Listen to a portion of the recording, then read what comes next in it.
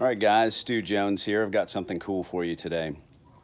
Today, we're going to be looking at what does it take for Mila in It Takes Death to Reach a Star to do some of the things that she does. As a SWAT guy, I like to test myself. I like to push the limits.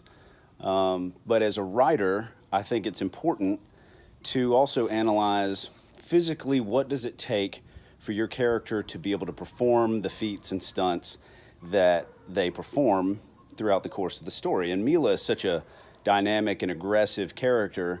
I thought it would be fun to put together a little combat course where we could together experience in the first person, just like the book, maybe what it would take, what sort of physicality it would take to be Mila, specifically in that final sequence when she's making her run for the rocket. So as you can see, I've equipped myself up. I'm wearing a weighted vest, about 25 pounds to simulate the kind of gear Mila might be carrying.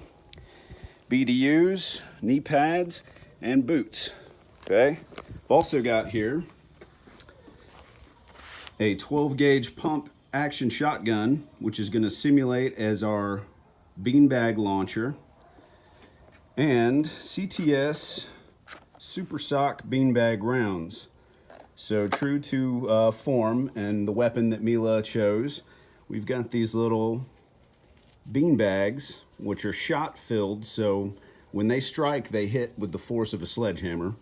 It's actually the same stuff we use, my department uses for less lethal impact munitions. So these are not, for anybody who's watching from there, this is not issued stuff. I bought these myself. But I have them staged in the stock so that each time I have to reload, it's going to be a manual reload, combat style reload into an open breech. So I'm not going to be just pumping the shotgun to reload. So that'll simulate a little bit better maybe what exactly Mila is having to do on the fly as she's running down the battlefield, evading the enemy forces. So speaking of the battlefield, we're going to look at it here. Just a quick glimpse. I haven't run through this, so just like Mila, I get to do it cold with no practice runs, which means I'm probably going to mess something up. But first, we've got this first obstacle here on the left is a fence that's got to be scaled. Right on the other side of that, I'm going to claim my beanbag gun because beanbag guns and scaling fences in real life is a chore without a sling.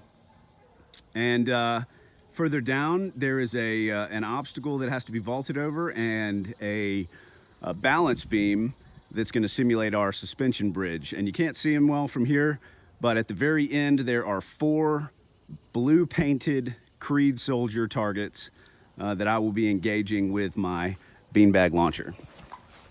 So we are going to go ahead and load the camera up here in its little position. We're going to stage this shotgun real quick, which again is not a shotgun for today's purposes.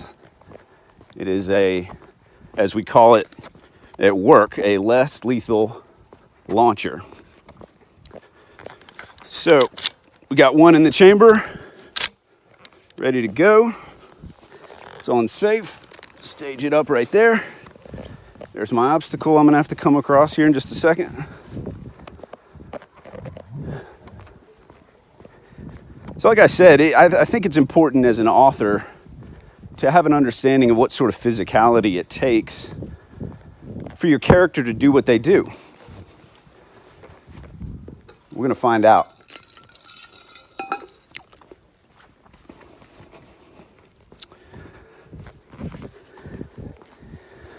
Here we go. Running it cold. No test runs. So we're gonna have to work our way through any malfunctions or issues that come up in the process. Ready.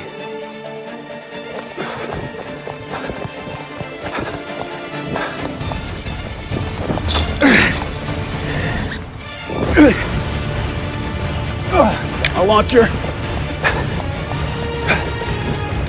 Making for the second barricade.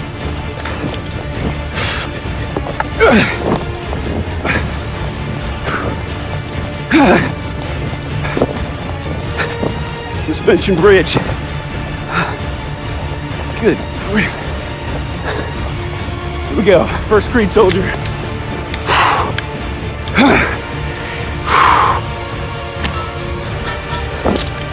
Reloading. Second Creed. Reloading. Third Creed. Reloading. Final soldier. Clear.